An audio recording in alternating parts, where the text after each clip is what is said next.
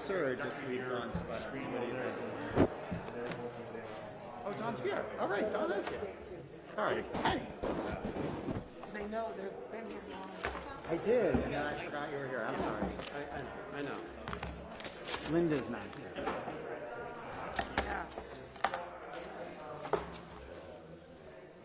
brought my water bottle. Okay, are we ready? Who's got the book today? Who's got the folder? Good evening, everybody. Adequate notice of this meeting, as required by the Open Public Meetings Act, was provided through the posting, mailing, and filing of the annual notice of regularly scheduled meetings of the Town Council on December 11, 2020. The notice was on that date posted on the bulletin board in the municipal building, provided to the Westfield Leader and the Star Ledger, and filed with the clerk of the town of Westfield. Mrs. Rowley, may I have a roll call?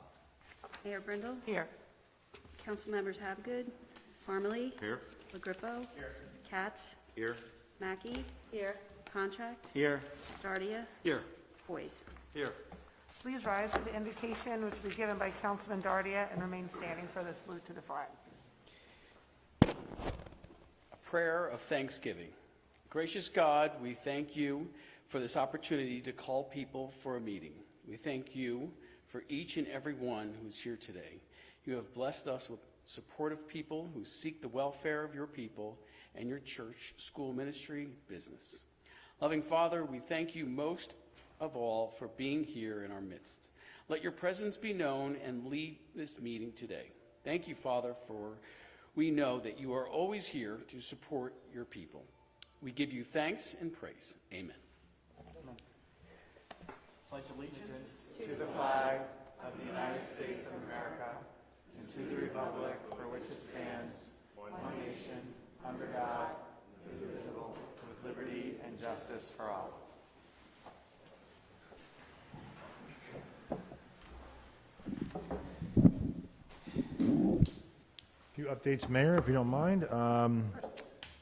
Quick thing, leaf collection continues. Our first pass of leaf collection is being finished tomorrow. The new schedule that we printed did work very well for the first pass.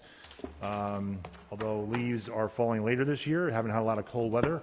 Cold today, but not that cold the past few weeks, which means the leaves are falling later. So the second pass is going to be very heavy, which means the schedule you printed we're going to try to stick to, but if there is any weather issues or otherwise, it may be hard. And we're going to have a third pass, as I mentioned last time, at least a third pass, depending on weather conditions, maybe even a fourth pass. But first pass has gone well. I want to thank the residents for their cooperation in following the schedule as best they can, and thank DPW crews for operationally it's worked very well. Remember that free leaf bags are still available at the center. You can get your free leaf bags there if you want to bag your leaves and have leaves in front of your house, or put them in front of your house and have Public Works pick them up.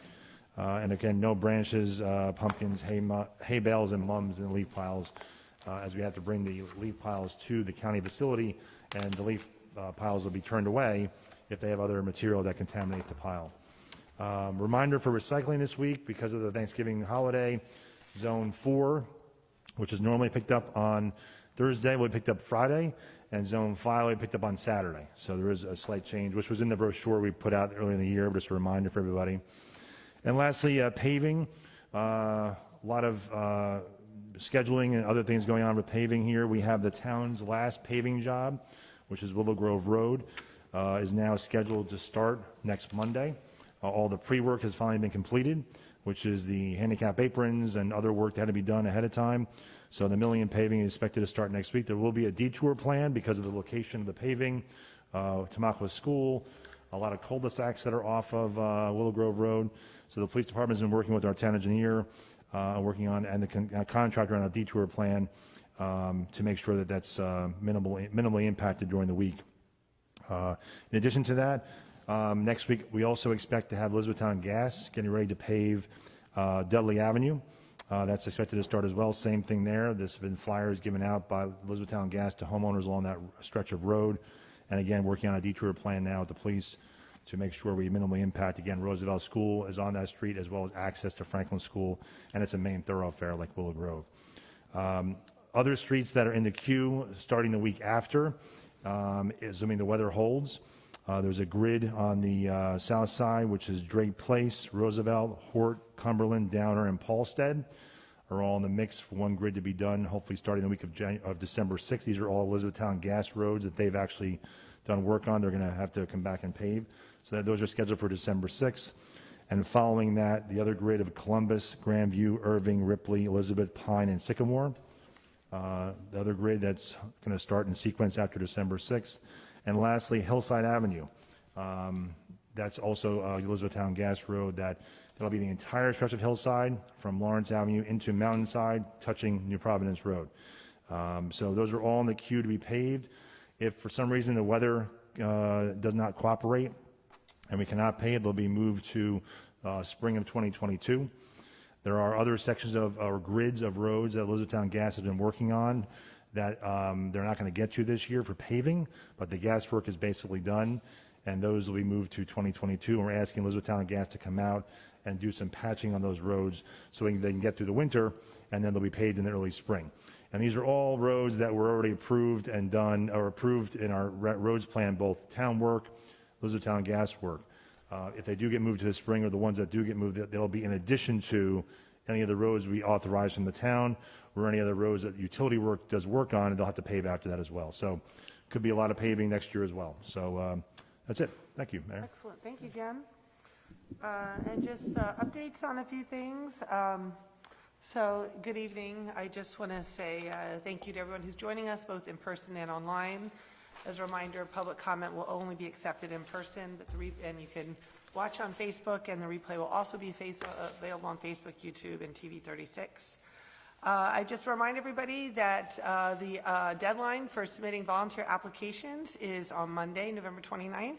We've had many people submit applications already, so I would just encourage you to do so for our boards, commissions, and Mayor's Advisory Council. So please, please, please do so. There's some great events happening this weekend as we kick off the holiday season. You can get your holiday shopping done. Please shop local. Support our local businesses after they've had a particularly challenging 18 months. And as we all know, the next 6 weeks are really critical and instrumental to their business for the entire year. The Downtown Westfield Corporation is having is opening a holiday welcome center. It's going to be in the North Avenue train station, beginning on Black Friday with free gift wrapping. And we're also going to have annual free parking, which will be in effect from November 26th through January 2nd. The Christmas tree lighting is on Sunday at 5 o'clock, and I think we'll also be celebrating Hanukkah at the same time. And the official menorah lighting is going to be on Monday at 6:30. And then the kickoff of many seasonal events downtown. So check out our website or follow the Downtown Westfield Corporation for all the details, but it's going to be fun. It was a big day in Westfield on Sunday to the Westfield High School girls soccer team. Congratulations to the new Lady Blue Devil state champions. It was an incredible season, incredible game. First state title since 1988. I had the incredible privilege of being there, watch them score in the last 8 seconds. And it was just an incredible moment and opportunity to see the entire community come together to honor these athletes. We've invited them to come to the next council meeting on December 7th, where we can properly and officially recognize them. So we look forward to that. Very excited. Many of us were in Atlantic City last week for the New Jersey League of Municipalities Conference, and what was great, we got to attend a lunch for Sustainable Jersey, where once again Westfield was awarded the Sustainable Jersey Silver certification for the 2nd year in a row. Last year we were Rookie of the Year, but you can only get that once. But it was a really great event. I know Councilman Contract was there, along with Jim and several members of the Green Team, which was great. So I think we have David Siegler for the Green Team who's going to get up. Not now, you can speak in a few minutes when we're done, and he'll give you a little input on how we actually did that significant accomplishment.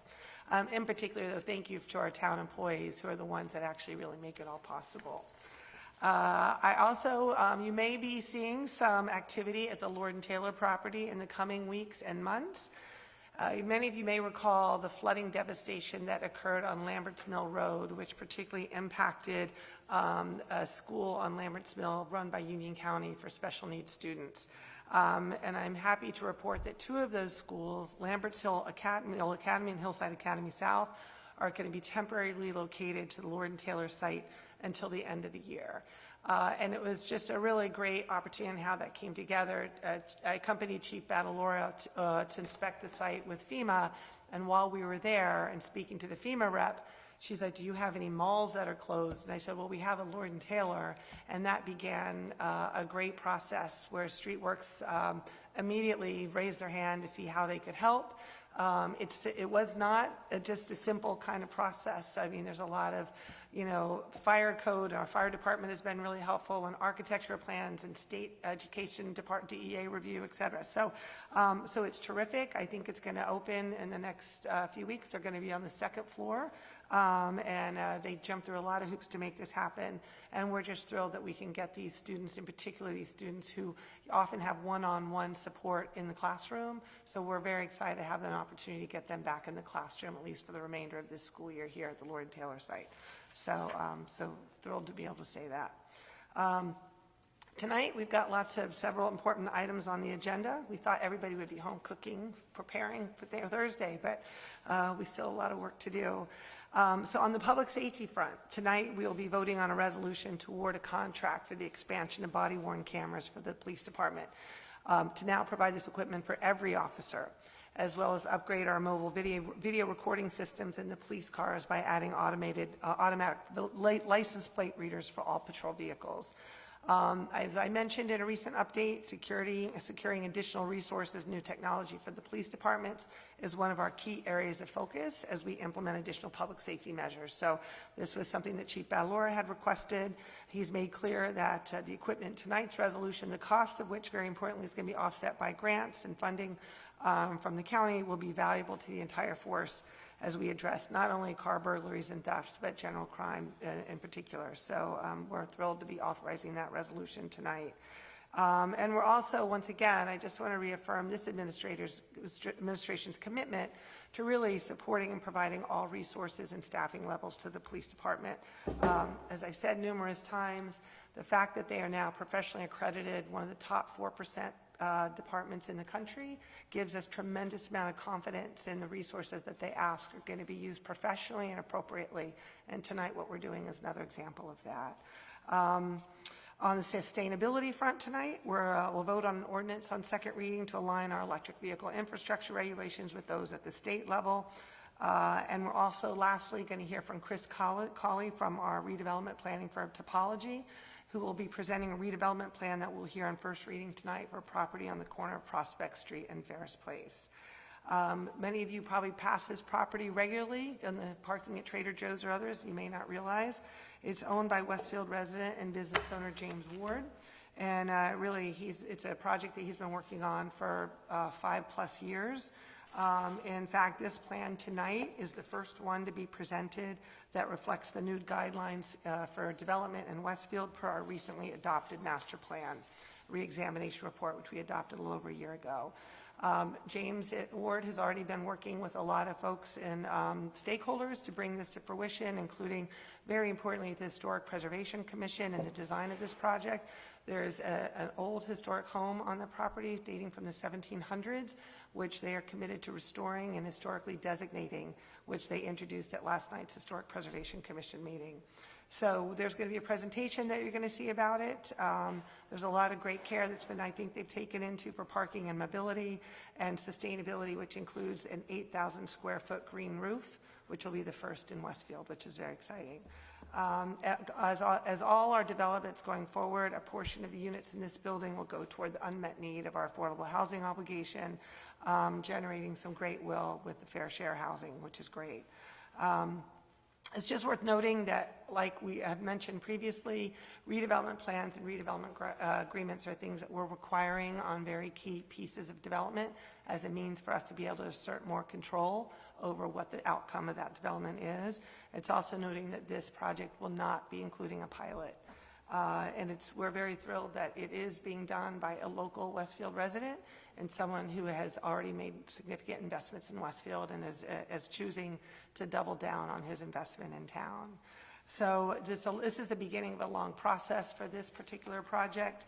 After tonight's reading, it goes to the planning board, who assures that it's in compliance with the master plan or consistent with the master plan. It then comes back to this body for adoption. But then once the redevelopment agreement comes back, it actually goes to the planning board, again, comes back here again, and then it goes to the planning board where all the site plan and the specifics of the site development and all that will be reviewed.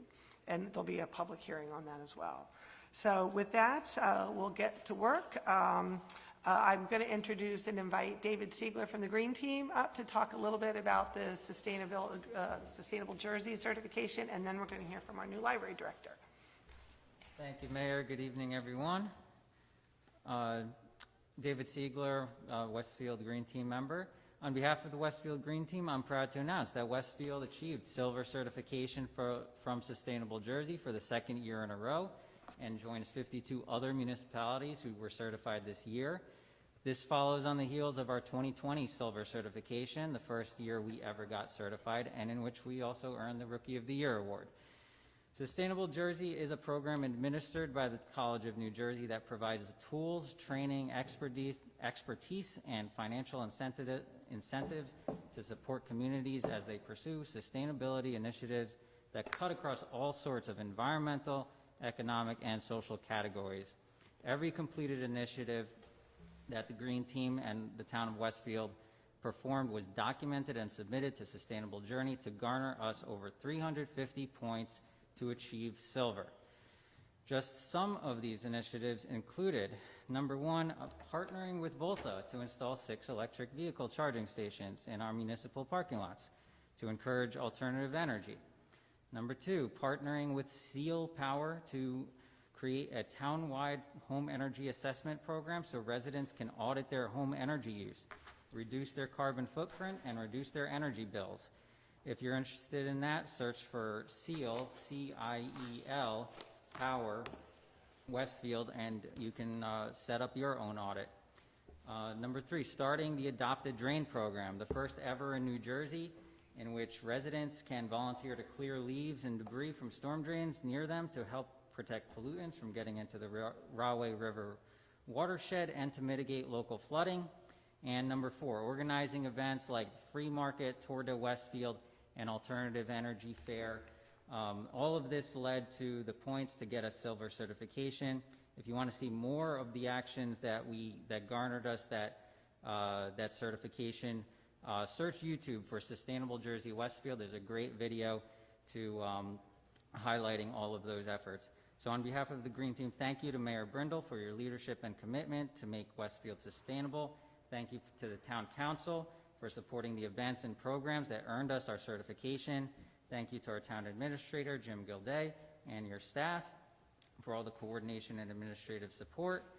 Special shout out to our Green Team co-chairs this year, Lois Krause and Tim Van Epp, for leading our team of volunteers.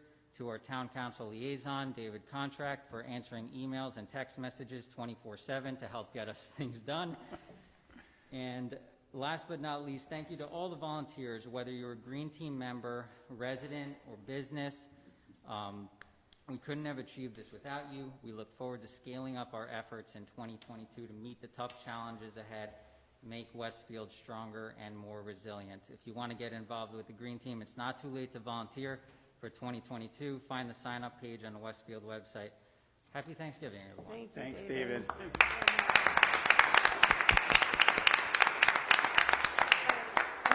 Actually, there's other members of the Green Team. Could you guys just stand up and be acknowledged? So just say, yes, thank you, guys.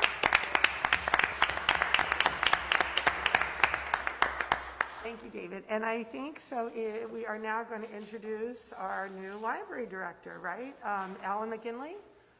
There he is. And he's going to provide us a brief overview. Welcome, Alan. Nice to have you here. Hi, thank you. Hi, good evening, Mayor and Council members. My name is Alan Mcginley, and I'm the new director at Westfield Memorial Library. And thank you for this opportunity to formally introduce myself and update you on some activities at the library.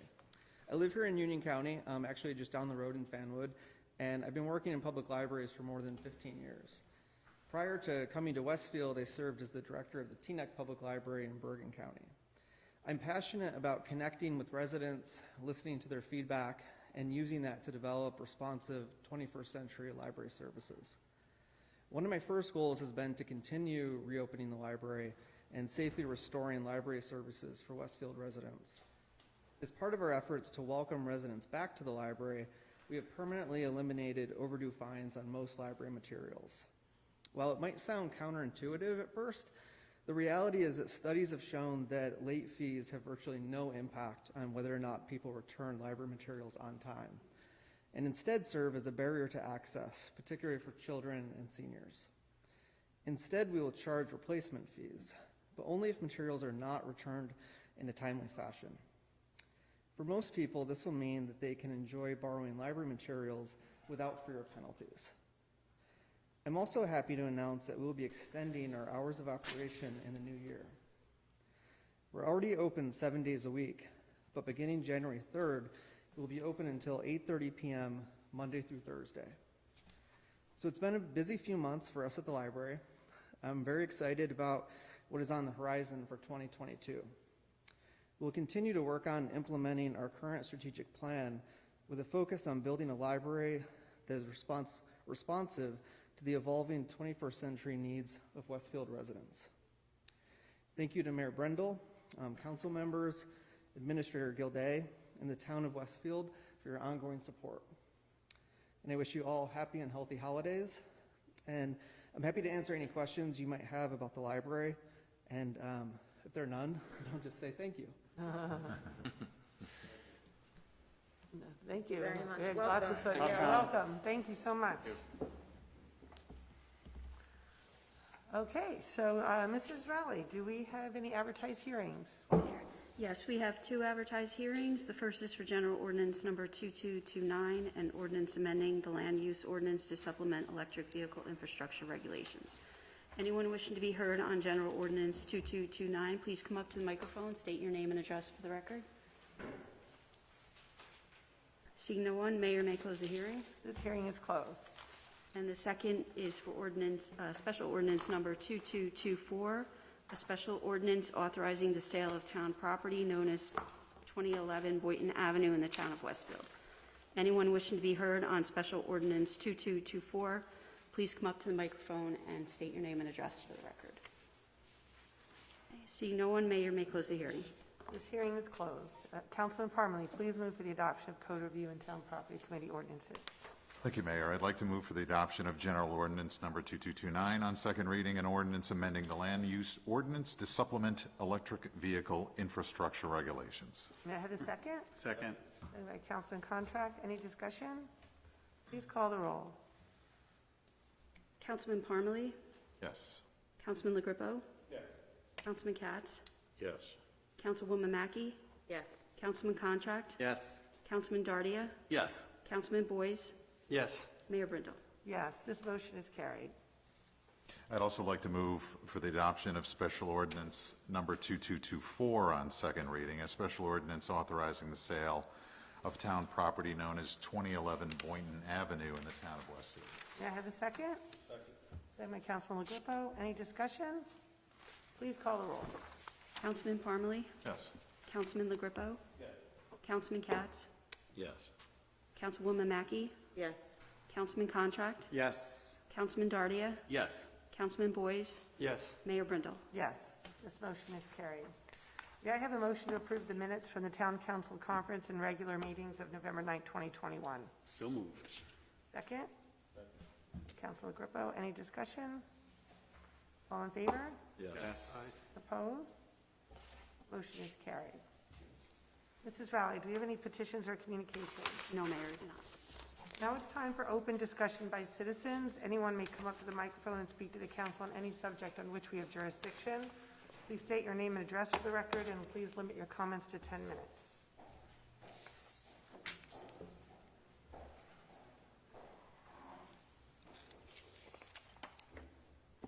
Good evening, everyone.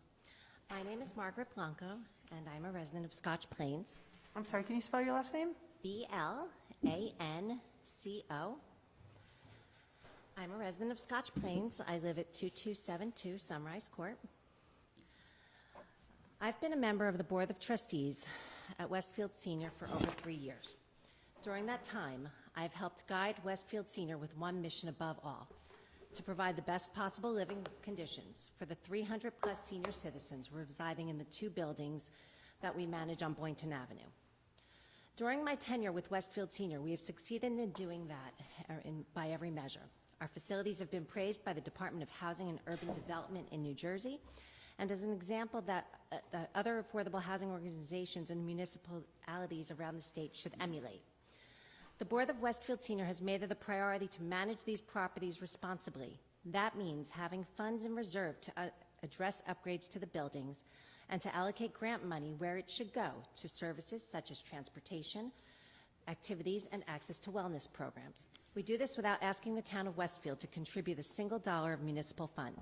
Westfield Senior is proud to responsibly and independently care for the vibrant community of seniors. While we have received outside recognition for the job we've done, the most important evaluation comes from the seniors who call these buildings home. Our seniors have time and again expressed how much they value the extra care and attention Westfield Senior has provided to them with a place where they can live beautifully. And many times they've expressed to us how much they enjoy being a part of the Westfield community. I can relate to that. My familiarity with the town of Westfield does not end with my association to Westfield Senior. I am a resident of Scotch Plains, and over the years, I've become friends with many people in this community. As an attorney, I have developed long-standing business relationships with members of this community.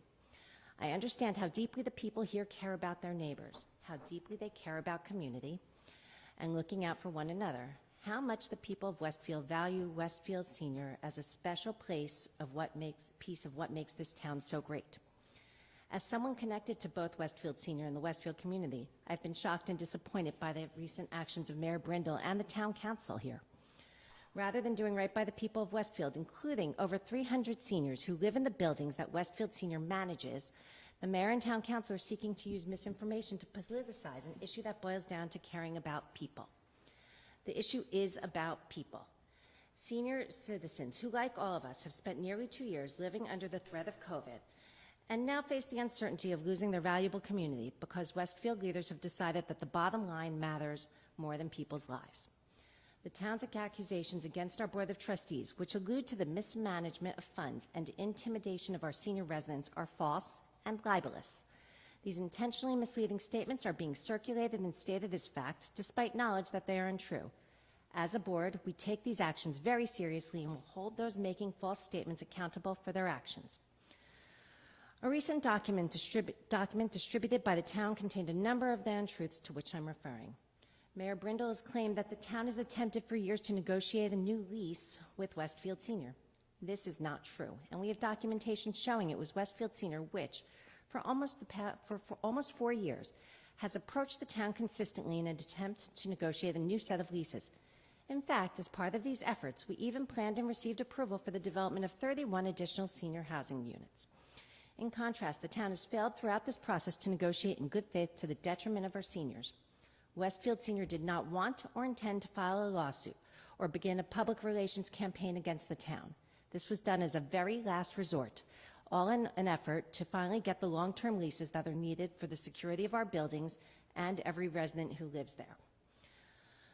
The Board of Westfield Senior serves only to support the effort of affordable senior housing. We are not compensated for the long hours we put in. We do this work because we care about bettering the lives of our seniors, not for money. While the town now attempts to indicate it is owed what amounts to state and federal funding, which it is not entitled to, Westfield Senior has quarterly made to the town each and every payment owed, as certified by an independent auditor since 1976. I challenge you, Mayor Brindle, to produce sufficient evidence to back up your unfounded accusations. Amidst these untruths, it has been refreshing and surprising to hear Mayor Brindle praise the work of Westfield Senior Executive Director Liz Fennick and our wonderful staff. Liz is emblematic of everything that is great about Westfield Senior. She is caring, hardworking, sensitive, and she wants what's best for the seniors living in our buildings. She has led the hiring and training of staff who share this mission. Together, they have created a place where seniors in Westfield can live in a beautiful environment and do so affordably. And we've heard 1 minute left. Thank you. And we've heard this from the people whose voices really matter, the seniors themselves. After hearing the praise from Mayor Brindle, it makes me wonder why the town is so eager to fix something that isn't broken. As I said earlier, Westfield Senior has one mission: to care for the seniors living in our buildings. Westfield Senior is interested only in continuing to provide excellent care to the seniors in our buildings now and well into the future. We have nothing to hide and nothing to lie about. More than anything, I am speaking here tonight to ask more of Mayor Brindle and the Town Council. For the people of Westfield and for the senior citizens these officials have been elected to represent. Be honest about what is going on, set aside politics, do the right thing for the seniors in this community, and renew Westfield Senior's lease. I ask everyone here and listening tonight. Sorry, you're out of online- time. Thank you. Thank you. Happy Thanksgiving.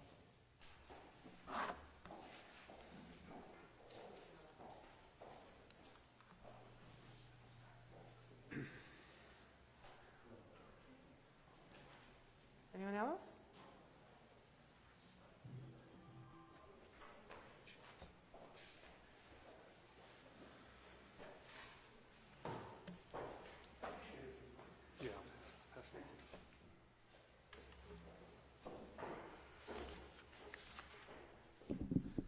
My name is Jerome Fader. I live at 789 Knollwood Terrace in Westfield. I'm a 44-year resident. The work that I'm about to describe began as a study to look at field lighting, and it's in slide 2 of the package that I handed out. The results were reported to the council on October 26th. The results were that the new LED lights, while better than old-style lights, still have unacceptable neighborhood impacts, 10 times higher than Westfield standards.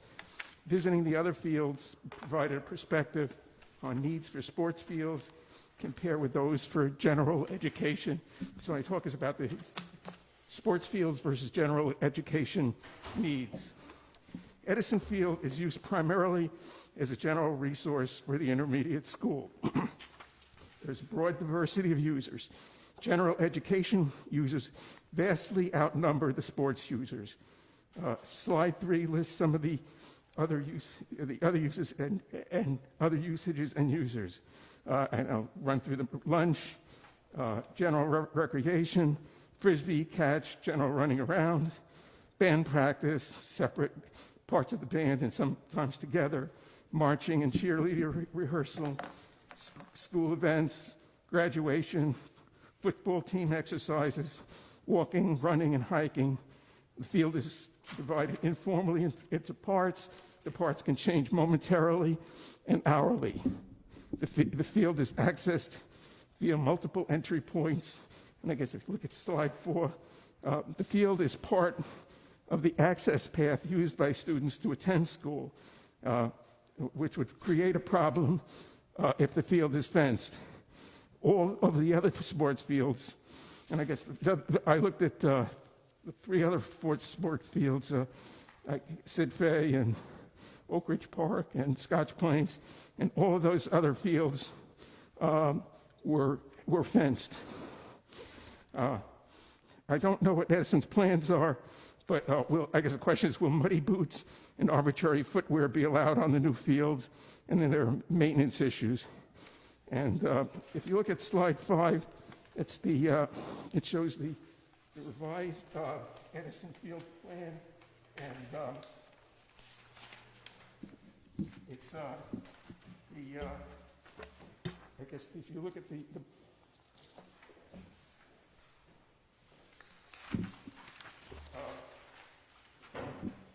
field, the diagram shows the field. At the bottom is an entrance to the field from Knollwood Terrace, and there's an orange diagonal line crossing the field, which would be a path directly to the entrance of the school, which is at the top of the picture. Alternatively, if the field is fenced, there's a path shown in blue going around the outskirts of the path to also get to the entrance. The 2 paths are, I guess, several blocks and several minutes different.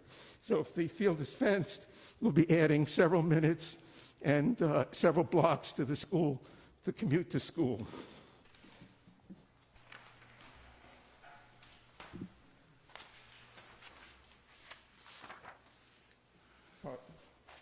Question of whether this would be acceptable to the broader school population. The usage styles for fields have different requirements. For general education, you want something that's close to and has immediate access to the school, short walking distance. It needs to be adaptable to multiple and frequently changing activities, usable in short stretches. A quality surface is desirable but not essential. You don't need to have turf on it. You need due to residential proximity, you need to have low neighborhood low neighborhood impact. It's good to have the use unrestricted and not fenced. Lighting can be problematic due to residential impacts and zoning. Poles in the middle of the field would be undesirable. Poles to support lighting, for example. In contrast, a sports field must be geographically convenient, but it doesn't have to be real close. Close proximity is not essential. It's typically time scheduled. A quality surface is important, and there may be efforts to seek to have it fenced. All the sports fields that I visited were fenced. Non-sports use on those fields was discouraged, and there were rules for those other fields on acceptable footwear. It's desirable to keep the sports fields away from residences to minimize the impacts of noise and lighting. Scotch Plains has lots of land and uses separate fields for the sports and for the educational fields. Slide 7 talks about some of the losses when you try to shield the fields. You need to deal if you try to use you need to deal with higher residential impacts and stricter zoning when the residences are closer. Lights in particular introduce buffering and shielding requirements, and I guess in particular you need all-season vegetative buffers for light and sound. You have possibility of residential complaints from light and noise. And I guess slide 5, the color slide, the last one, has lights in the field 15 feet from a bedroom window. And it's 15 feet because the nearby residence property has a 50 feet zoning buffer. The actual Board of Education has no gap. It's built right up to the property line. And that's, I guess, in the Spiesel plan. School and athletic fields in Westfield are supposed to have a 40 feet separation from a residential property line. And I guess there's an access loss if you try to fence the field. Unrestricted access also makes it harder harder to maintain the field surface. For Edison, the fields are crammed. They don't really fit. There's no side buffers, no end buffers, which all the sports fields had. For the Spiesel plan, you come off the field and you run into a fence. It's one of the problems is that the Edison plan, the Spiesel plan, takes a big open field, puts some poles into it, and converts it into 2 or 3 inferior quality fields with poles in the middle. So the last slide, slide 9. Edison has a large number and diversity of users. Educational and school-related use is important in terms of hours and numbers of users. We need to account for school needs and constituencies in making plans. Residents surrounding the field are a stakeholder and need to maintain sensitivity to zoning constraints and neighborhood character, and need to maintain status as a good neighbor. Thank you for this opportunity. Thanks, Gary.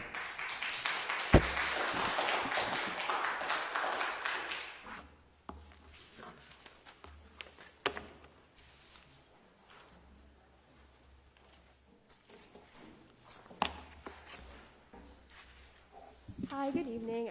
My name is Melissa D'Addario. I live at 655 Cumberland Street by the Memorial Pool.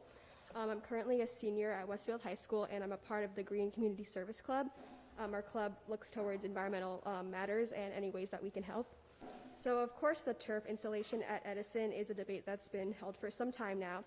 And as a part of the Green Community Service Club, I think it's important to raise concern over the environmental issues that this turf field could cause, and many have done so previously to raise concern for those environmental impacts. Firstly, turf is not biodegradable, meaning it could seem like a good plan in the short term. However, a turf field has an average life of around 10 to 20 years, which means that eventually it would need to be replaced. And the turf field that ends up being removed after its life is over ends up in a landfill, so it would just be contributing to the waste. Secondly, a synthetic turf field absorbs more heat, and it has no cooling properties, so that wouldn't pose such a big issue in colder months. But in the warmer months, the turf would become hot, and it would be very uncomfortable for students in Edison during their lunch break to be playing outside on. Thirdly, turf doesn't do a very good job of absorbing rainwater.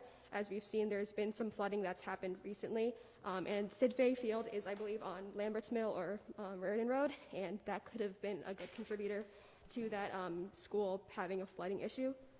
And also with rain, average rainfall increasing steadily over the past few years, it could pose a bigger threat to Westfield with flood damage and other costs. Finally, the process of installing turf damages the structure of the soil by potentially damaging the roots of the trees in the area. So the Edison field has a lot of trees surrounding the area, so it could also damage the roots underground that have grown pretty far. Essentially, if the soil structure is damaged, lots of additional soil can be lost. And should Westfield decide in the future to switch back to natural grass, it would take a long time and lots of money to replace the topsoil that was originally removed for the installation of the turf. I know there's much argument over whether or not it's our obligation to be environmentally conscious, but the fact that there is real proven drawbacks of artificial grass should be incentive enough to reconsider the turf plan. I know that we recently heard from the Westfield Green Team for their achievement, and I think it's important that we also apply the same concern for our environment to the concern for the turf plan. If there are any damages as a result of the turf in the future, it would be a huge cost for the town to repair, on top of the proposed plan costing around $9 million, which was what it was when I looked it up last. Eventually, environmental issues will turn into financial repercussions for the town, so I urge you to really consider the long-term implications of installing a turf field, especially from an environmental standpoint. Thank you, and have a great Thanksgiving. Thank you very much.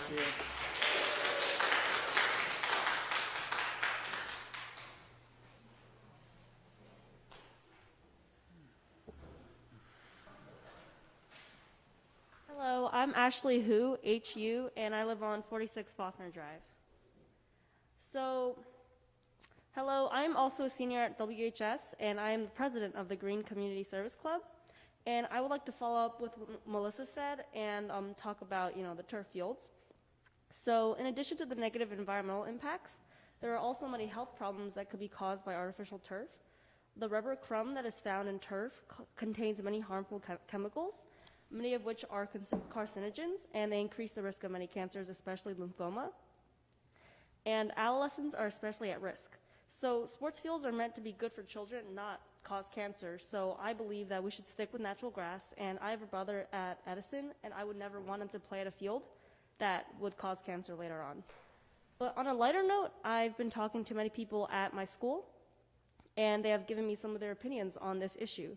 So many people who I've talked to do not believe that artificial turf is much better than natural grass. The real problem, they tell me, is that none of the fields in Westfield are good for playing sports, and they're not well maintained. Grass or not, what we need is better maintenance and much more effort put into the field quality. We need more experts who actually know what they're doing, and so that they can take care of fields so that they're actually good to play on. And so I will admit, I have talked to many band kids, and I've heard them complain about the soggy mess that is the Edison field after it rains. But they've also told me that they do not want their parents to pay more money in taxes for something they did not ask for. So I think that something has to be done with Edison Field. But spending $9 million on a field that will destroy both the environment and potentially the health of our children is not the solution. In addition, it will only last a decade, which in my opinion is not the best way to spend our money. So please, for the future of the Westfield youth, our environment, and our pockets, reconsider your plans to build an artificial turf field. Thank you. Thank you.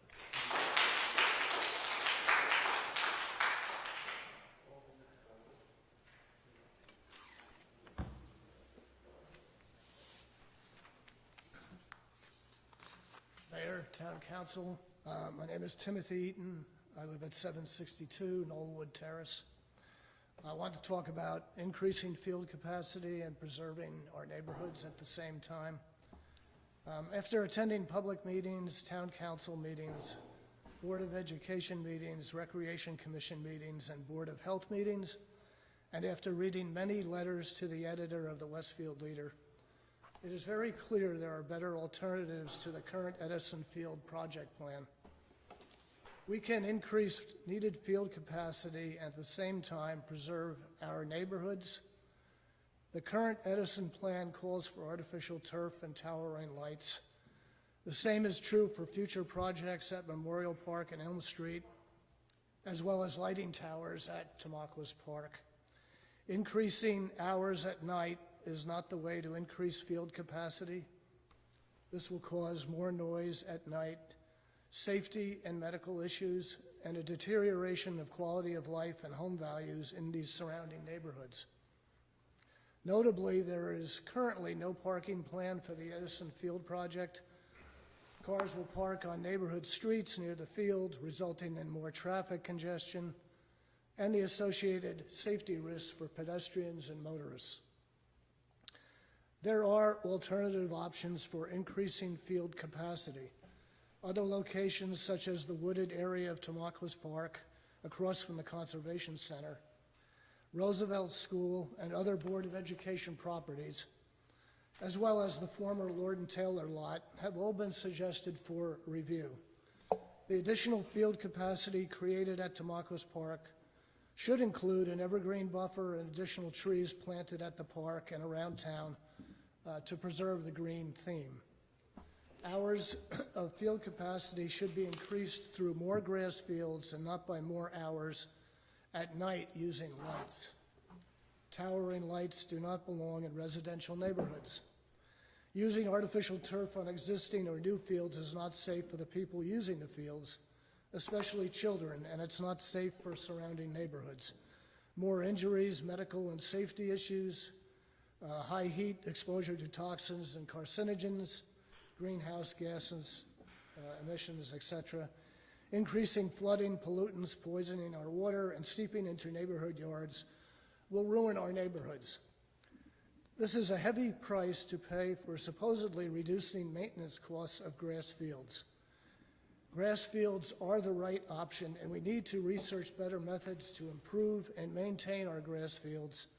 Experts in other towns favoring grass fields need to be consulted. Increasing field capacity and preserving our neighborhoods should not be mutually exclusive. One does not have to be sacrificed for the other. Please support increased field capacity with more grass fields and no towering lights. Let's not ruin our neighborhoods permanently with artificial turf and towering lights. Government is here to protect properties and keep citizens safe and secure. Grass fields with no lights is consistent with this function. My wife and I moved here 34 years ago. We love this neighborhood and town and want to preserve it. We can and still get the increased field capacity needed. The Edison Field project plan will ruin our neighborhood. Please say yes to grass fields only with no lights. Thanks for listening. Thank you. Thank you.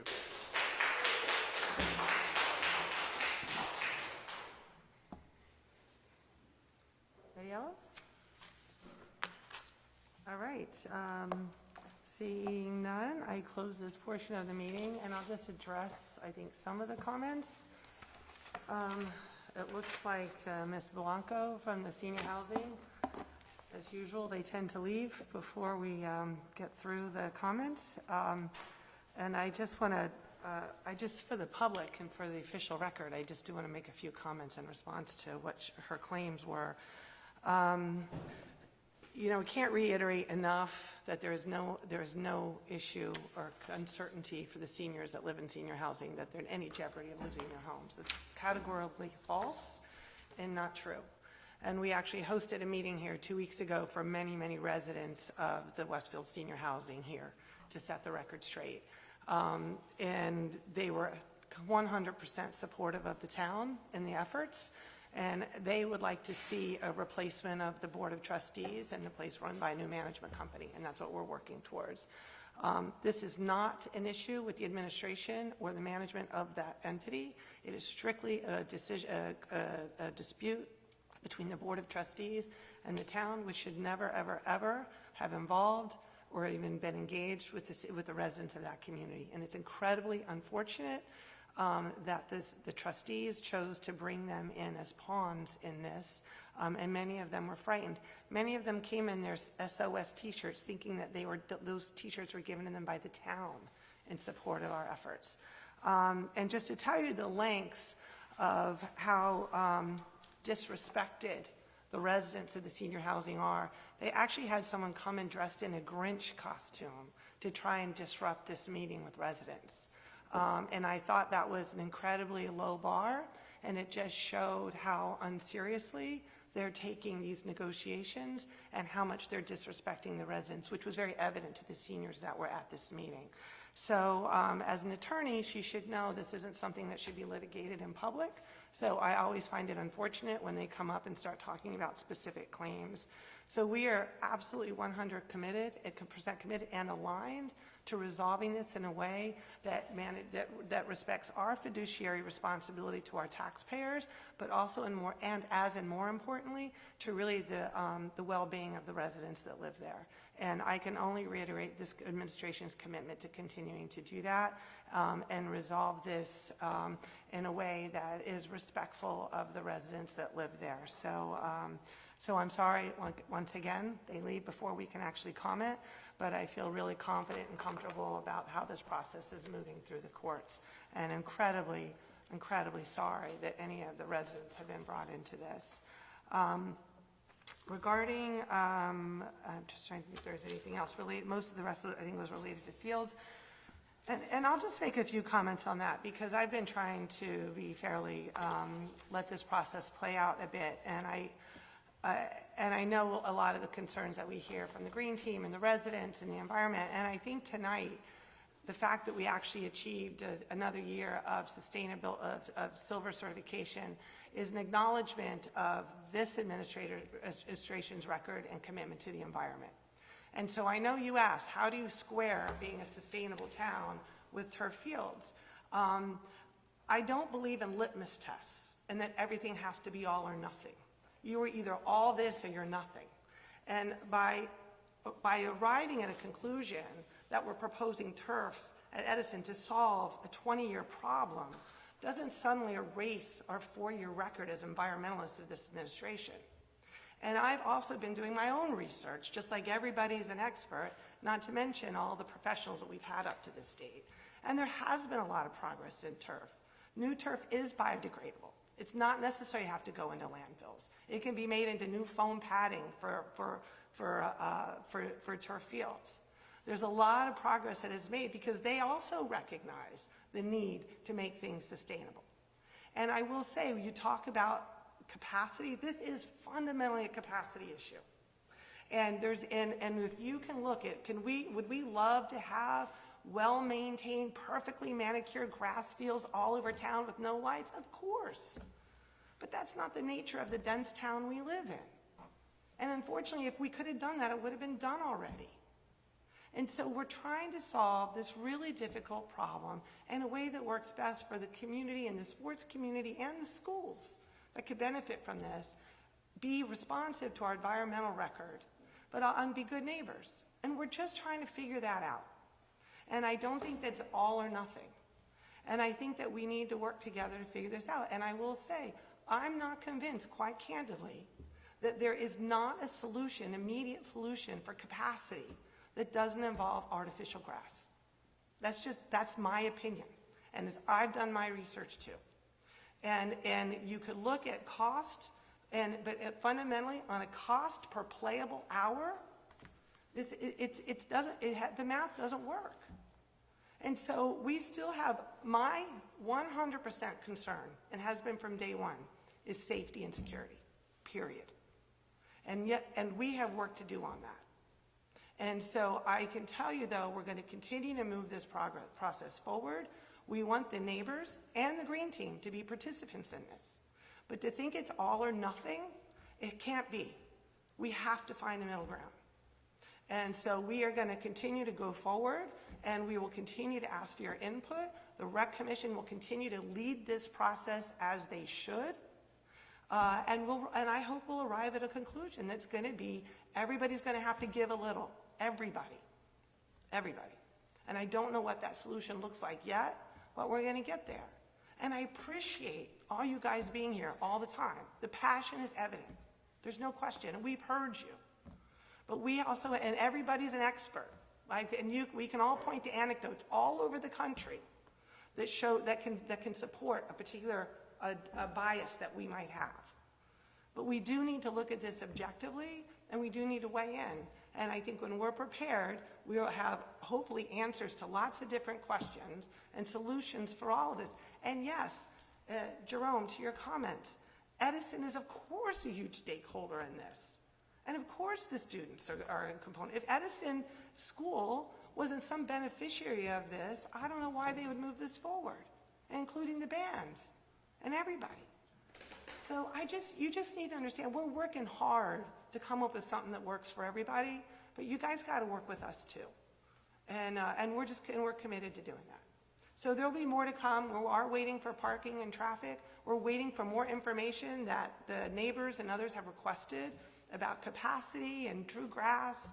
And we'll get that, and we'll have it all in one place and arrive, I think, at a good conclusion for all. But I just felt like I haven't really weighed in, and I think I need to let you know kind of where I'm standing at the moment. So with that, can we, move on to the meeting bills and claims. Councilman Parmalee. Thank you, Mayor. I'd like to move bills and claims in the amount of $240,989.76. I have a second? Second. By Councilwoman Mackey. Any discussion? All in favor? Yes. Opposed? This motion is carried. Next on the agenda is reports of standing committees, beginning with the Finance Policy Committee. Councilman Parmalee. Thank you, Mayor. I have 6 resolutions, 5 of which I'd like to move in as a package. First is a resolution authorizing the CFO to draw a warrant for overpaid taxes in 2021. Second is a resolution authorizing the CFO to refund Recreation Department fees.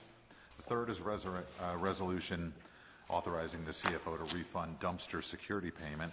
The fourth is a resolution authorizing the town to move to a self-insurance plan. And the fifth is a resolution to approve insertion of special item into revenue in the municipal budget with respect to body-worn cameras. May I have a second? Second. Any discussion? All in favor? Yes. Opposed? This motion is carried. I'd also like to move a resolution approving budget transfers. May I have a second? Second. Any discussion?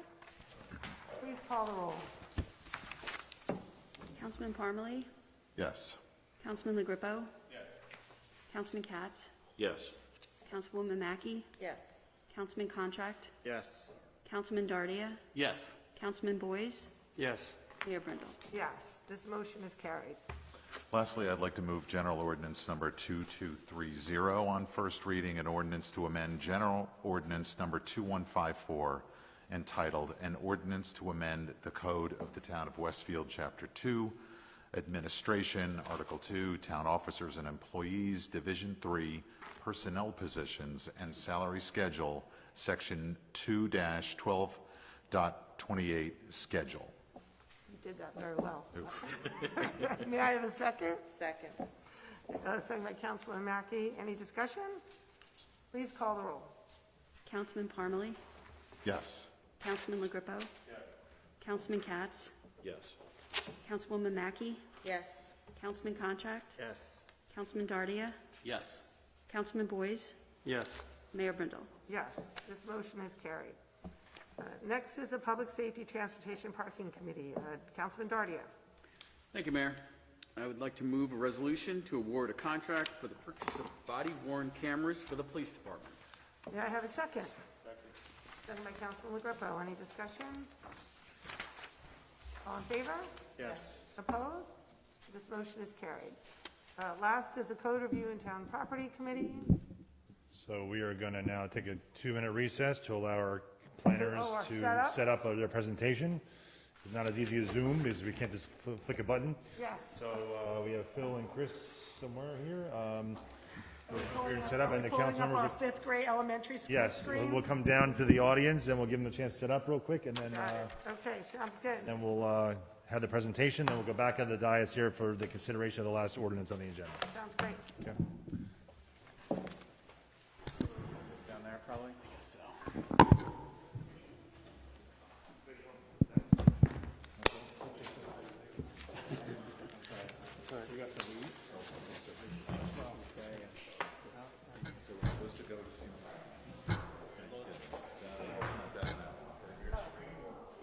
My 20-year-old comes down. Sure could use that brand new setup in here.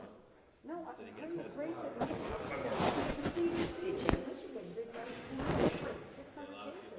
He Because they thinks got he this, brought it. they're wearing masks and they're new. The in-laws didn't get the flu shot. Phil, you have one up here? Oh, there. Yeah. We'll put the projector here.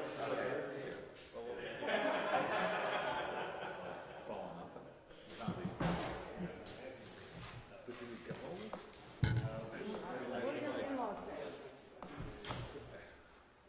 Got like a high fever or? No, he's actually feeling bad. But he's got a cough. Well, I'm going to be COVID and flu kick, and now I'm all boosted up, so. So you're all boosted up, so you're ready to go. Exactly. I don't know, man. I'm so stressed about it now because I wouldn't have thought twice about it. I totally right. Right? Before COVID. I wouldn't have even thought twice about it.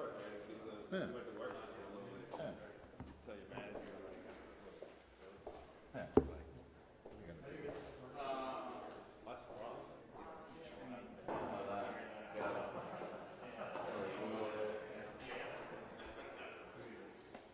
All right, here we go.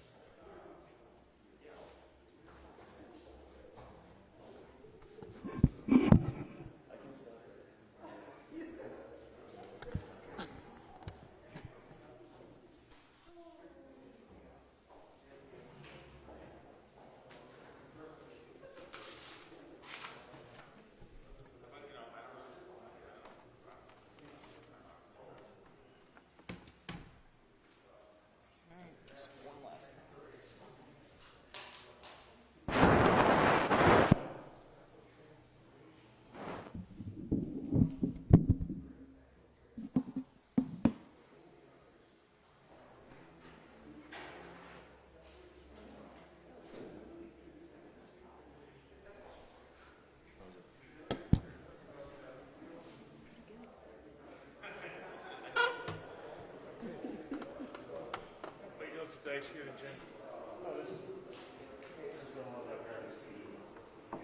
Yeah, we'll be here. That's good.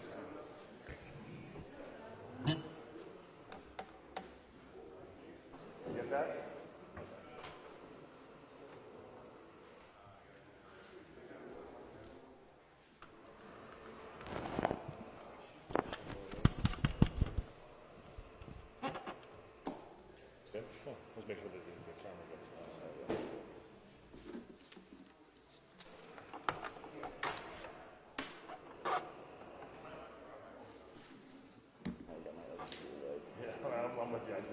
Stay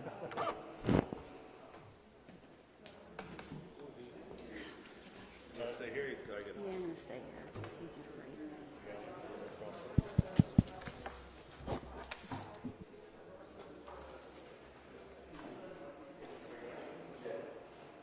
All right, you guys ready?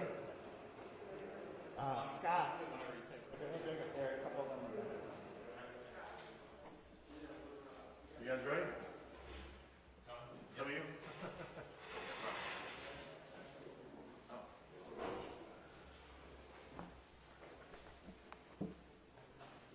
All right, Chris Colley, Phil Abramson from Topology.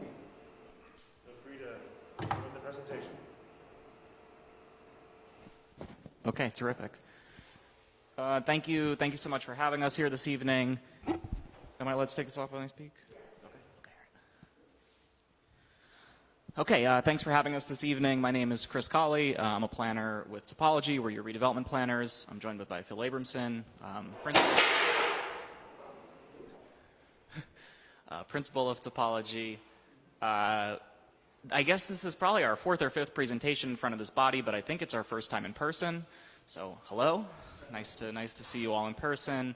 It's good to be back out amongst the people, and nice to be present in the meeting. So I have, I'd say, not more than 15 minutes this evening to talk to you about a redevelopment plan that we drafted, which you have in front of you today for potential introduction. It's a redevelopment plan that we're calling the Prospect and Ferris redevelopment plan. So what I'm going to do this evening is I have sort of three parts to this presentation. I'm going to start with a little bit of background and some context. I'm going to move into the overview of the actual plan, and then we're going to close with some next steps.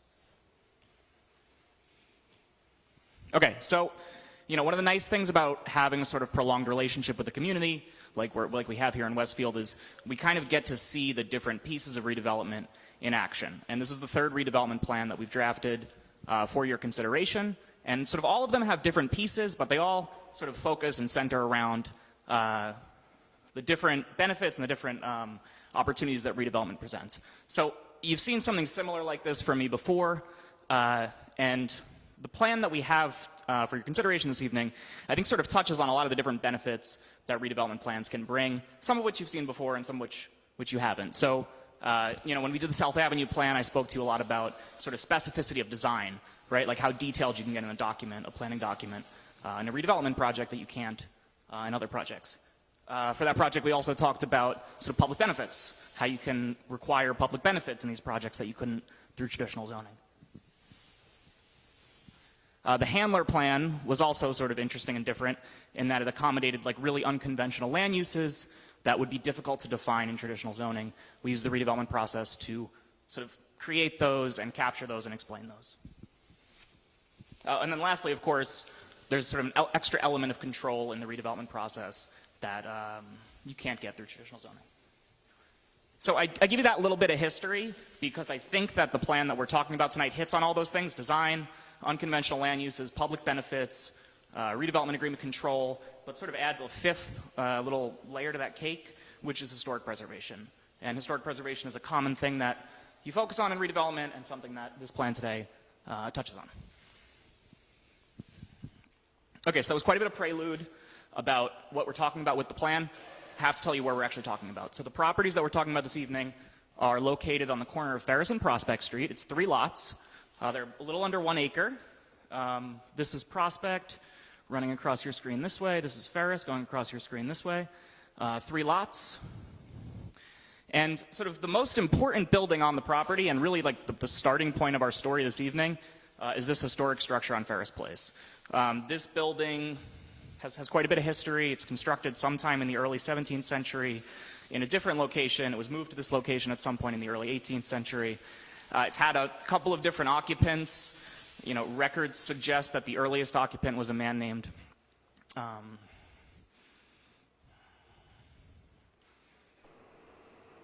John Mills. Right. John Mills, one of your town founders. So sometimes referred to as the Mills House, sometimes referred to as the Pearsall House, the Ferris House. The key point is it's a significant historical building, was identified in your master plan as being significant and historic. It's recently nominated by the local HPC as a historic location. It's kind of like the key point and the thing that makes this property not just any other property in town. We had a chance to go inside the building. You know, I don't know, something about historic buildings. They're interesting and they're odd. Oftentimes they're not that kind of impressive on the inside because they're quite old, right? So you see this sort of funky angles up here. We're up in the dormers. We're somewhere around here, or rather in the gables up here. We're here on the lower level, lower roof. Just some architectural features I'll point out because they're going to be relevant later. The gabled roof and the sort of shape of the windows up on that second level. So that's one key property. The second key property sits on the corner of Ferris and Prospect. This is an office building, originally built as a residential building. It's got a parking lot in the rear and sort of improvised parking lot in the rear and office building sitting on front. All right, just a little bit about the surrounding area because it's going to be relevant when we talk about the actual proposed building. It's kind of an interesting, like, transitionary spot in town. You've got, you know, downtown core sort of over here off the map. You're transitioning to residential neighborhoods, moving in this direction. And you've got like an interesting sort of collection of buildings around it. So sort of moving from here and down. Up at the next intersection, you have this building, which is the Westfield Arms building, just like a 4 or 5 story apartment building. Sort of on the other side, you've got the Savannah structure, which is another 4 or 5 story residential building. Here on the corner of Ferris and Clark, you have the YMCA, which you all know quite well. And then here, sort of along most of this side of Prospect Street, you have these sort of classic 2 and 3 story buildings, mostly residential, but with some offices mixed in. One other point in neighborhood context, you know, it sort of feels like the edge of downtown, but you really do have great access into the downtown core. So the site's about a 7-minute walk to the train station. So just a little brief bit on regulatory history before I actually talk about the plan content itself. You know, this plan has been identified in your master plan documents going back a few years. The first record of that I saw was in the master plan reexamination in 2019. And I'll just read this. It says block 2504, lots 12, 13, and 14. Those are our sites. Should be looked at as an area for possible rezoning. Later on in 2020, you passed that townwide area in need of rehabilitation designation. That's the sort of statutory basis that allows us to write a redevelopment plan for that site. The one significant thing I will say about an area in need of rehab versus redevelopment is it means there's no pilots possible for this property, so there'd be no pilot eligible under this redevelopment plan. Later in June 2021, just a few months ago, your most recent master plan spoke about considering the use of redevelopment and housing law to encourage appropriate redevelopment, and I think that's really what we're here to do this evening. So, my last slide before I actually talk about what's in the document, and this is an important one because it's an introduction that we're doing tonight, and for some reason we always talk about apples and bites at apples when we talk about redevelopment processes. So whether it's an apple or an orange or whatever fruit you want it to be, I just want to be very clear as we get into this that this is an introduction of an ordinance. So this ordinance adoption process, if you go through it, has 3 steps. We'll be back in front of this council later on, and I'll talk about potential dates for that later. And then after that, we would be back here for a potential redevelopment agreement. That's another bite. And then ultimately to the planning board for a site plan application. So, you know, you have a sort of detailed document here, whatever, 50, 60 pages. It looks baked. And I just want to be very clear, like, this is sort of an earlier, but not the beginning, of the process. And there's several more phases after this. Okay. Plan overview. All right, so what's actually in this plan document that we wrote? I'm going to start by just sort of giving you this is the back of the envelope. If you learn anything today, this is what's in the plan. And then I'm going to give you 6 highlights. So this is a plan that permits a mixed-use residential building. It permits up to 64 residential units on the site. 15% of those residential units need to be affordable if it's a rental building. The bedroom mix of the units is not prescribed by the redevelopment plan except to say that there can't be any 3-bedroom units created under this plan that aren't the ones that are required by affordable housing. So affordable housing requires a certain number of 3 bedrooms that comprise part of the 15%, and that's the extent of the 3 bedrooms that can be done here. Other use, there's an opportunity for up to 1,000 square feet of cafe or retail space on the corner of Ferris and Prospect. We think this is an important element to the project to sort of activate that corner. It's a nominal amount, it's small, it's sort of a convenience amount of cafe or retail space, but it's going to be something that's going to sort of brighten up and solidify that corner. And then lastly, and I'll spend a few minutes on this in a moment, the plan calls for the conversion of the historic structure, the one I talked about in the beginning, into what we're calling an educational and cultural amenity. And I'll talk about what that means momentarily. So in terms of building standards, and you're going to see some pictures in a moment, I promise, The plan permits a building up to 4 stories, up to 50 feet tall, which is generally consistent with what the master plan called for in your central business district and the zoning amendments, and it requires 1.5 parking spaces per residential unit. There are tons more standards in here, but I know those are the ones that people always ask about, so I wanted to make sure we got those up on the slide. All right, highlights. Gonna, as I said, hit on 6, in no particular order, but a little bit of an order. Historic preservation, right? So I said in the beginning that previous plans we've dealt with haven't really dealt with historic preservation, and this one does. And I really think this is sort of the core of the project that we're talking about this evening. So this plan requires any redevelopment project to restore and to preserve that historic structure at 112 Ferris Place. I won't walk you through the history again. And what I think is interesting and exciting about this is it's not just preservation of that building, but it's also reuse of that building and reuse of that building with a public aspect to it. So I said earlier that we were going to require it to be used as an educational and cultural amenity. And what that means and how we define that in the plan is a nonprofit facility where elements of historic significance are preserved and presented for cultural and or educational purposes. Okay? We also specified that it needs to be publicly accessible, either on a regular schedule or by appointment. And that it can't become like a private party or a special event location. So this isn't intended to like host a wedding, right? Host a fundraiser. So that's sort of like the general outline of what we envision for this building under this plan. But we felt like that was probably insufficient for sort of governing the long-term operations. So we added an extra layer to that, and we said that anybody who comes forward with a project onto this plan needs to submit as a component of their redevelopment agreement to the town a protection plan, which is going to explain how are we not going to accidentally knock this thing down during construction, how are we going to protect the building, make sure it stays intact, and a reuse plan, which is like how are we going to program the structure, how are we going to sort of refill the structure, how are we going to operate the structure. And those are key, and you know they're in the document. We can talk about them more if necessary. So here's a pretty picture.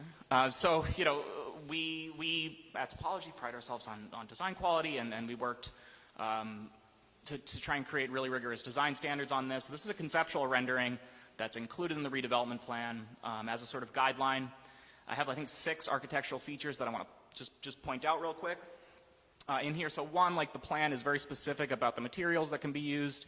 It only permits brick, cast stone, cementitious siding, and certain accent materials. So that's going to be the sort of structure that's going to end up there.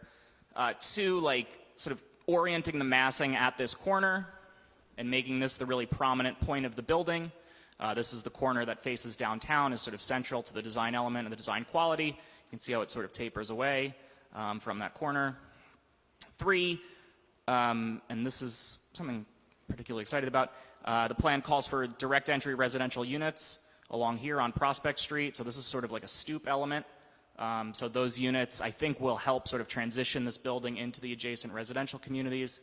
Plan also calls for those to be designed as live-work units.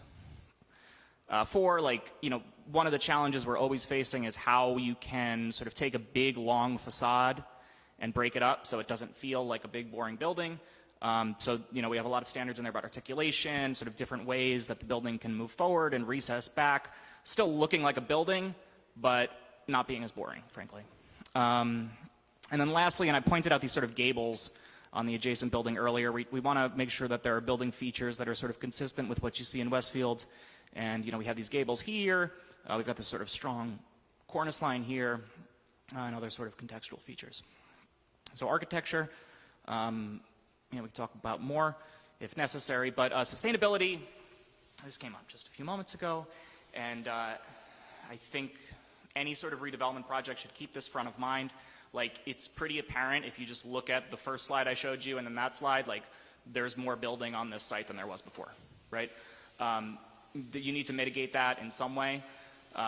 We include in this plan a requirement for an 8,000 square foot green roof. That's like 20% of the site. That's pretty generous. And we sort of have some general guidelines on that that'll be detailed further in the ultimate site plan if we get there. We have bike parking requirements and EV requirements. To get to parking, I mentioned 1.5 spaces of below grade. That's like generally in line with your master plan recommendation, maybe even a little bit on the high side. The 2 sort of extra key elements about parking that I want to be very clear about. one, like this document requires that parking to be underground, which like really in terms of like talking about downtown mixed-use developments is like the gold standard. That allows us to keep the height down to that 4 stories, and it allows us to get that parking out of people's faces. This is just a conceptual building section showing how the parking would be located in that primarily below grade level. Another element of the parking that I think is worth mentioning, the entrance to the parking will be along Ferris Place. Prospect Street is obviously the more active roadway, so it was important for us to bring those cars onto Ferris for entry and exit so as not to focus too much energy along Ferris Place. Sort of general mobility, I've been in front of this group enough to know that traffic is always front of mind. So the redevelopment plan does require you to submit a traffic study with your redevelopment agreement before you get to the site plan process. We worked with the town's on-call traffic engineer to sort of figure out what were the key intersections that would need to be studied in that. And you know, I'm not a traffic engineer, but I think I could have figured these 3 out myself. So the sort of 3 surrounding intersections, this is Ferris and Prospect, obviously next to the building. This is Prospect and East Broad, and this is Ferris and Clark. So any redevelopment agreement needs to include a study that analyzes those.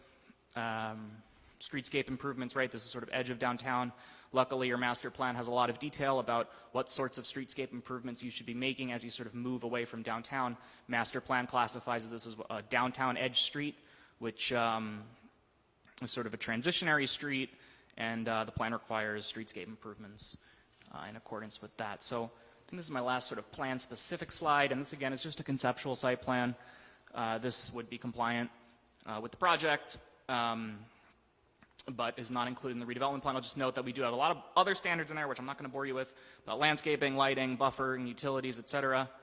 And the plan does allow for these sort of 2 outdoor amenity areas, one in the rear and up on a roof deck.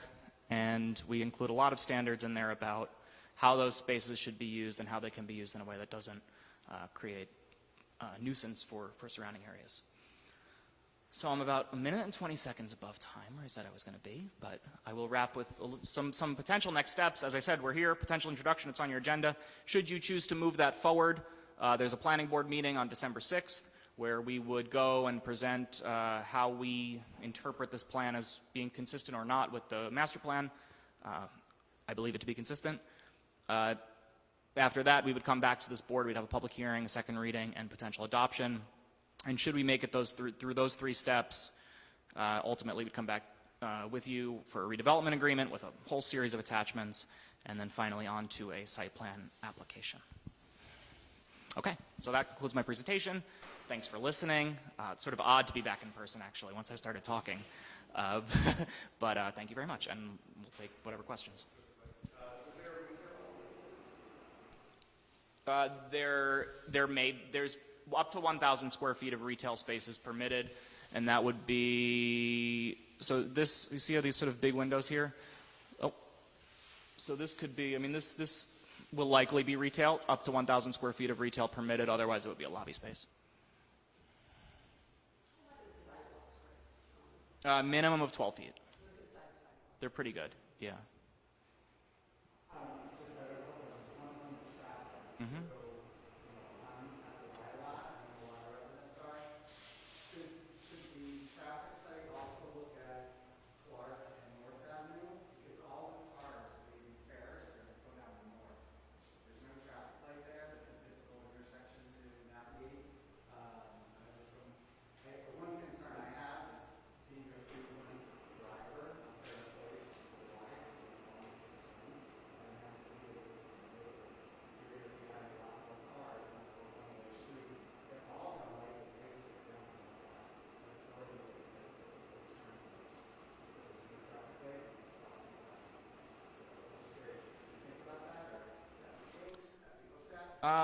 Yeah, we did think about that intersection.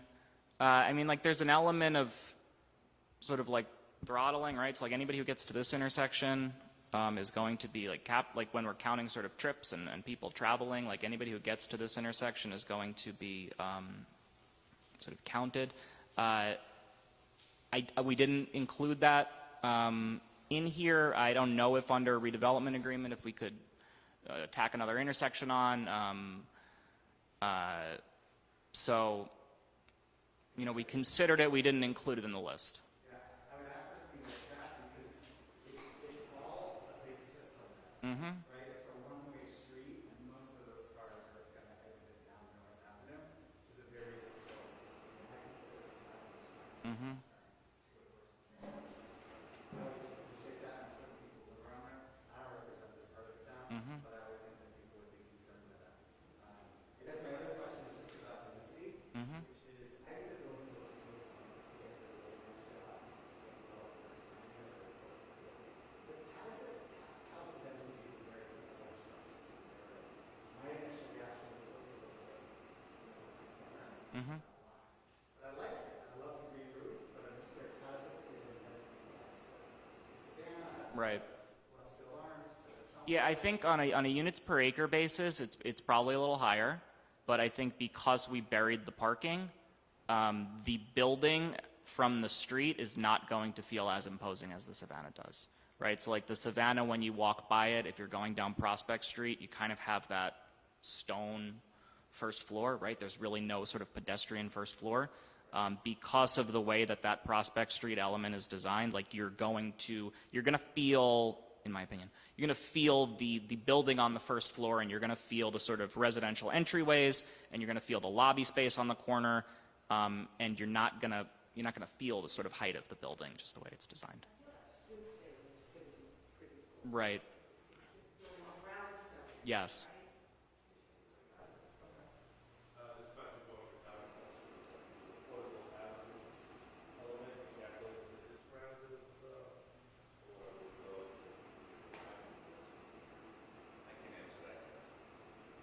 Councilman, for any redevelopment plan that the governing body adopts, we're required to include the affordable housing component when there's a 6 or more units of housing built at city level. Any affordable units created through the new development plans go to satisfy our unmet need under this existing plan. Yes. Yeah, about 1,030 units.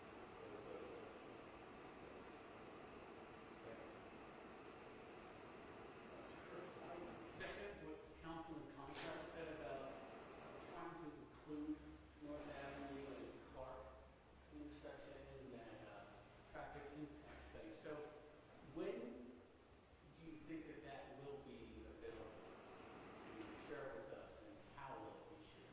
Yeah, so I mean, at the very least, the traffic impact study would be submitted with a redevelopment agreement.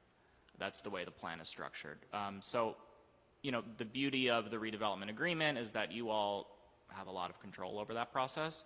I'd have to check the language in the plan one more time. I don't think we say you shall only study these 3 intersections. I think we say you shall study at least these 3 intersections or something along those lines.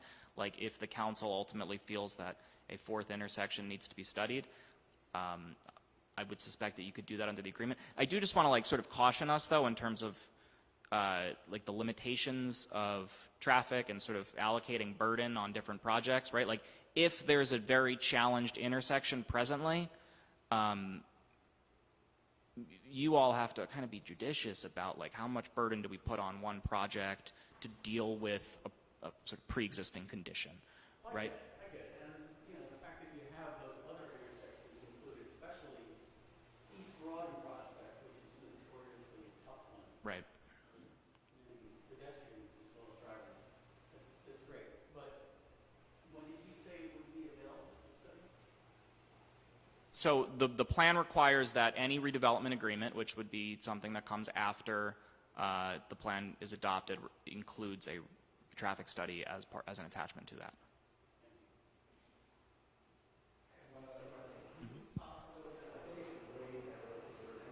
Yeah.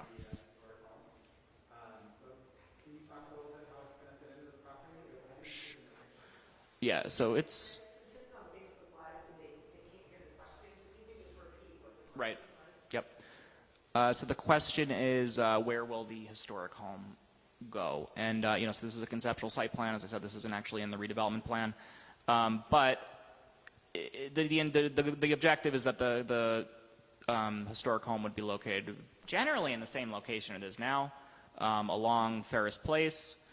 next to the primary structure here, so it would have access, sidewalk access from Ferris Place.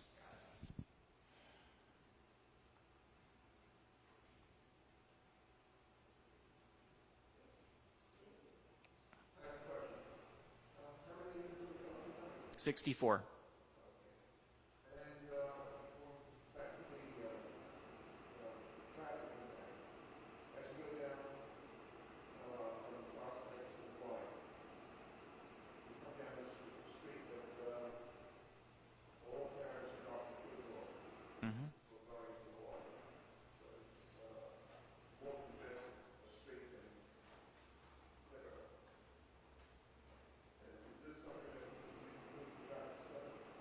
Yeah, traffic studies would look at like trip patterns, existing trip patterns, how roads are currently used. That would be included in that type of analysis. Just to be clear, we're not the traffic engineer, so we wouldn't look at it, but the traffic engineer would review that. Yeah.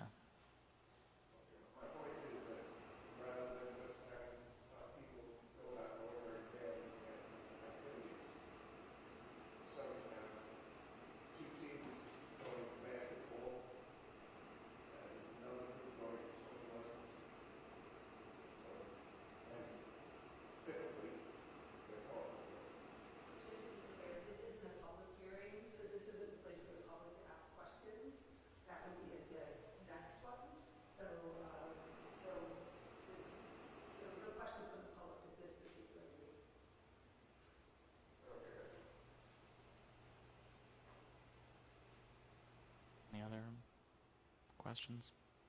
I just want the public to know, because I happen to see the words offline while you were setting up, but the green roof is Westfield's first green roof. Like, this is a big deal. Yeah. And, I think they talked about wanting people to be able to visit the green roof and making it accessible to the public, which I don't want to speak for Jane, but I think that's great. And I think that can really inspire our community. So I just want to make sure everybody's aware of that. Terrific. May I close? Okay. Thank you. Thank you, Chris. Thank you, Phil. So council, go back to the dais now and on to the next, just in a few minutes to get the screen down and the projector out of the way.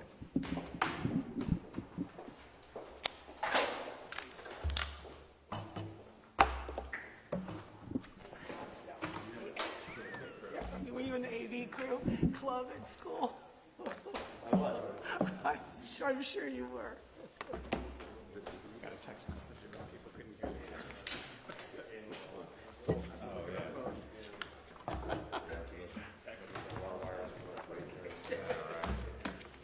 My pen died. Oh, no. No, it's all right. It's all right. I'm good. Hopefully yeah, we're almost done.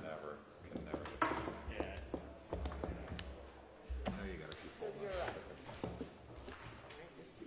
Wanna ready to go? I've never seen a green. Yeah, it's pretty cool, right? Yeah. I actually. I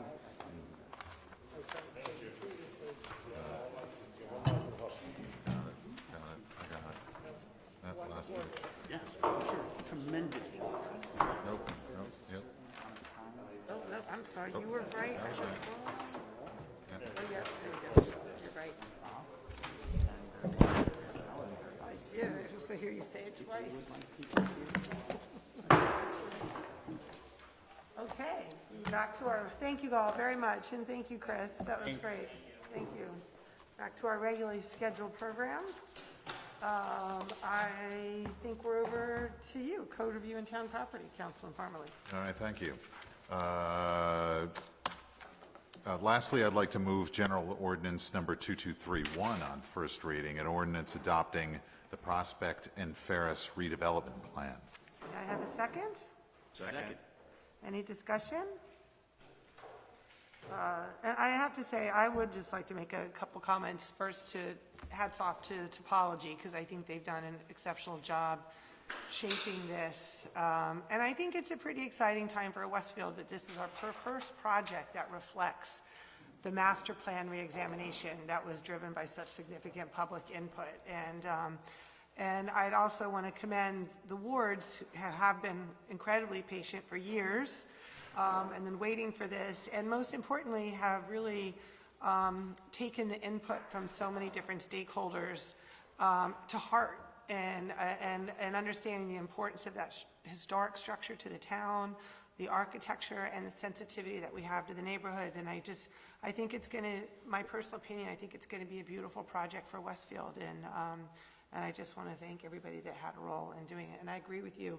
The green roof, I think, is just one more, it's one of the things I think that's really important, and why I think we've taken such care at crafting this, is because it's going to set a standard for anything that comes after it. And it was really important in terms of sustainability, architectural quality, everything. And it was also really important that the first project was done by a local resident and existing business person. So we look forward to being partners with the wards to bring this to fruition, and are really committed to being really great neighbors, both hopefully during the construction of this project and then the maintenance of it going forward. So anyways, I think it's going to be one we're all proud of.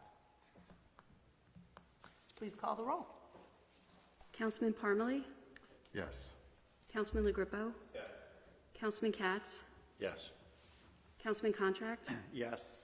Councilman Dardia? Yes. Mayor Brindle? Yes, this motion is carried. All right. I just want to wish everybody a very happy and safe Thanksgiving. And with that, may I have a motion to adjourn? So moved. Second? Second. All in favor? Yes. Yes. Opposed? This motion is carried. This meeting is adjourned. Happy Thanksgiving, everybody. Aye.